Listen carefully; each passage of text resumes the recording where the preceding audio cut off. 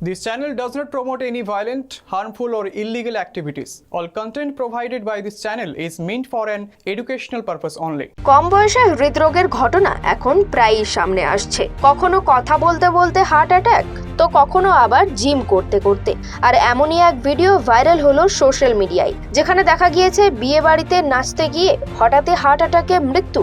একেবারে বিয়ে বাড়ির আনন্দের মুহূর্ত বদলে গেল মৃত্যুর শোরগোলে। স্টেজের মধ্যে নাচতে নাচতে আচমকায় মাটিতে লুটিয়ে পড়লেন মহিলা। গোটা বিয়ের অনুষ্ঠানে নামলো শোকের ছায়া। ঘটনাটি ঘটেছে মধ্যপ্রদেশের বিদিশা জেলার একটি রিসর্টে।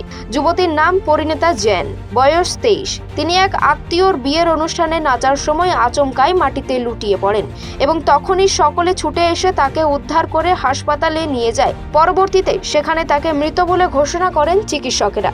যদিও এই ঘটনার সত্যতা যাচাই করেনি খবর বাংলা, তবে পরিণীতা, যিনি তার MBA সম্পন্ন করেছিলেন ইন্দোর থেকে এবং ইন্দোরেই তিনি তার মা বাবার সাথে থাকতেন।